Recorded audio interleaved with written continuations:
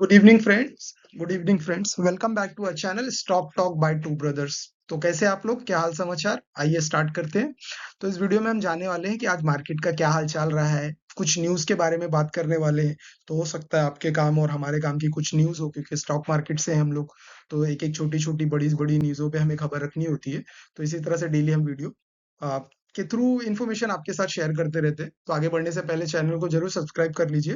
Video पसंद आती है तो लाइक कर लीजिए। स्टार्ट करते हैं stock talk two brothers digest. चलिए पहले एक थोड़ा सा मार्केट का ओवरव्यू ले लेते हैं।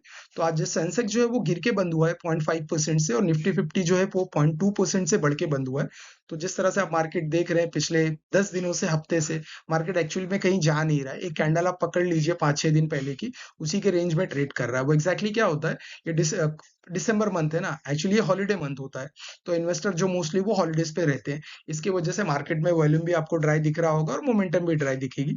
तो हम एक्सपेक्ट कर रहे हैं मोस्टली वो नेक्स्ट ईयर से सेकेंड या थर्ड से फिर इन्वेस्टर कुछ रिटर्न बैक होने की उम्मीद है। ठीक है, तो जरूर चैनल को सब्सक्राइब कर लीजिए, क्योंकि हम डेली एनालिसिस भी शेयर करते रहते हैं। अब आगे बात कर लेते हैं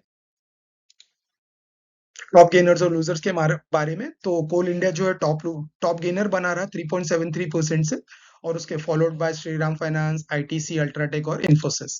यहाँ पे टॉप लीजर देख लीजिए, इन्फोसिस जो है वो गिर कर बंद हुआ है तकरीबन 1.48%। तो लगभग आईटी में गिरावट देखी गई है, और आईटी ने कुछ कल ब्रेकआउट्स भी दिए थे। तो इन्वेस्टर अभी तो फिलहाल है नहीं, सब ड्राई ड्राई ही वैल्यूम पे ट्रेड हो रहा है।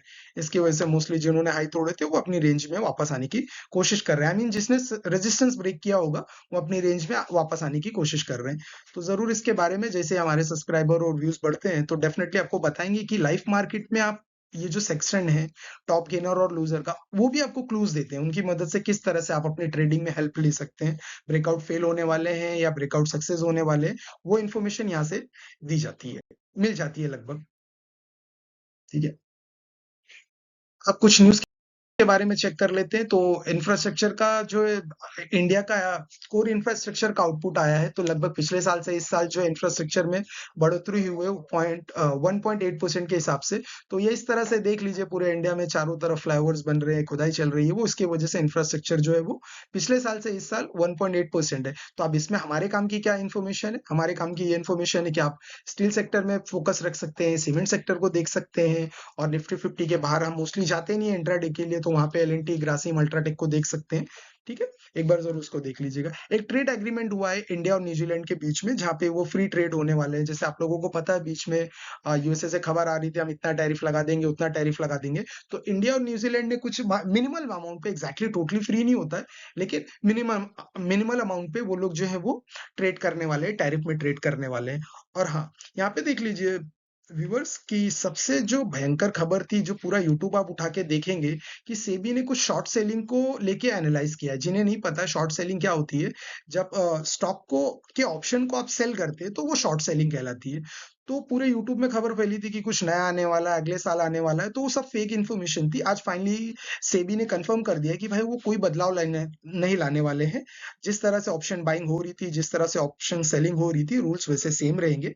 और हमारे व्यूवर्स के लिए बता दूं, ये कोई पर्सनल रिकमेंडेशन नहीं होती है इस चैनल पे, ये सिर्फ और सिर्फ एजुकेशनल पर्पस के लिए 8 से 10 साल का हमारा जो एक्सपीरियंस रहा है, हमारी टीम का एक्सपीरियंस रहा है, उसके हिसाब से कुछ स्टॉक्स एनालाइज करते हैं, न्यूज एनालाइज करके कुछ एक 5 से 10% का छोटा मोटा प्रॉफिट या ट्रेड बनाने की हम कोशिश करते हैं। तो ठीक है, तो देख लीजिए कोई बदलाव आने वाला नहीं है ऑप्शन ट्रेडिंग में, वो नॉर्मल पे ही ट्रेड होने वाली है।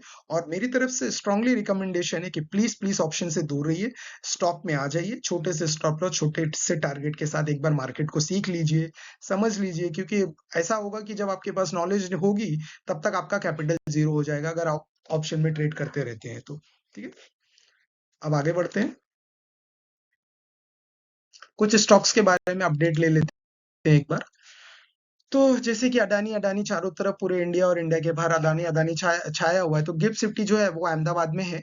तो वहां पे अडानी एनर्जी ने एक नई सब्सिडरी को जो है वो एक्वायर किया हुआ है। तो अगर आप अडानी के स्टॉक्स को देखते हैं या इन्वेस्टेड है, तो जरूर इनकी इसकी नजर रहनी वो आपकी नजर रहनी चाहिए अडानी स्टॉक्स पे।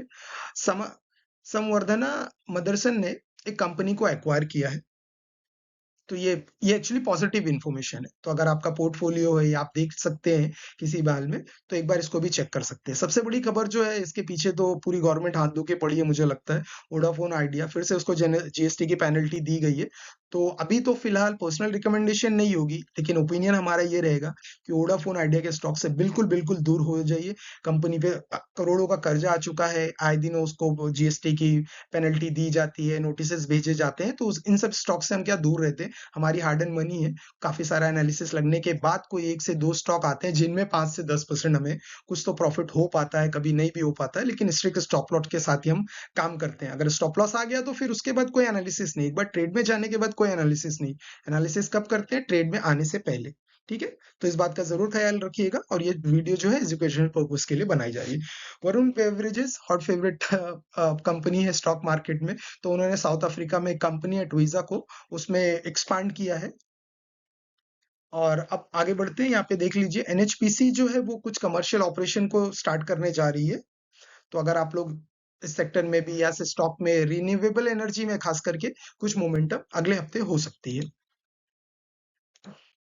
ठीक, अब आगे कुछ बात कर लेते हैं। अच्छा, आज का हमने वर्ड जो हमारी टीम ने चुन के दिया हुआ वो है डीलिस्टिंग। तो आज इस वीडियो के थ्रू हम ये भी समझने की कोशिश करते हैं कि डीलिस्टिंग एक्चुअल में होती क्या है। तो दोस्तों कुछ नहीं होता, जैसे लिस्टिंग होती है, एक कंपनी आईपीओ के थ्रू लिस्ट हो जा रही है तो पब्लिक लिमिटेड हो गई। लास्ट टाइम आपने ट्विटर के केस में देखा था, जब इलॉन मस्क ने ट्विटर को 100% एक्वायर कर लिया था, तो वो कंपनी जो है स्टॉक मार्केट से डीलिस्ट कर दी गई।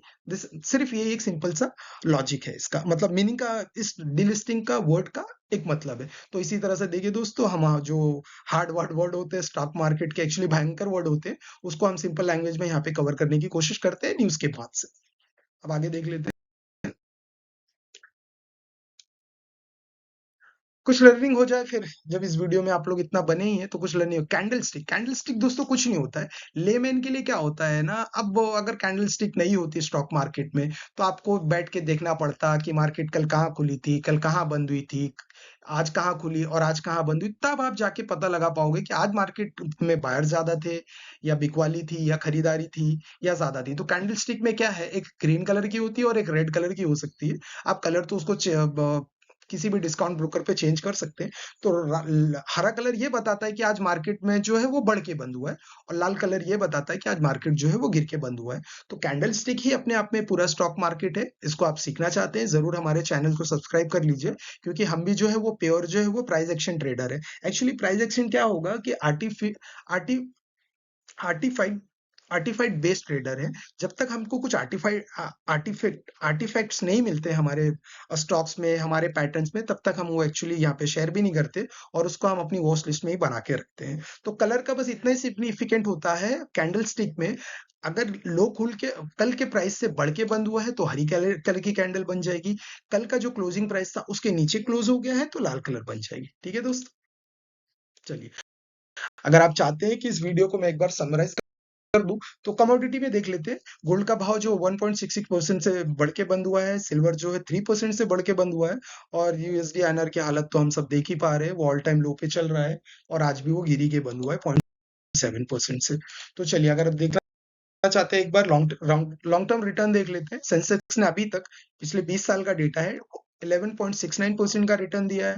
निफ्टी ने 11.75% का रिटर्न दिया है। डॉ जोन्स जो अमेरिका का एग्जैक्टली इंडेक्स है, वो 7.74% का रिटर्न दिया है। नैस्डैक जो अमेरिका की आईटी सेक्टर है, वो 12% का अप्रोक्सीमेटली रिटर्न दिया हुआ है। चलिए, तो अगर वीडियो को समराइज करना चाहते हैं तो हमने कुछ मार्केट का ओवरव्यू लिया है, सेंसेक्स निफ्टी के बारे में, कुछ न्यूज़ थी इंडिया न्यूजीलैंड के बारे में, उसको कवर किया है, फिर इन्वेस्टर गाइडेंस के बारे में कुछ बात की है, कुछ कंपनीज के बारे में बात की है। ठीक है दोस्तों, तो इस वीडियो में फिर इतना ही। अगले में फिर मिलेंगे अगले एजुकेशनल वीडियो में। जाने से पहले जरूर चैनल को सब्सक्राइब कर लीजिएगा। Thank you.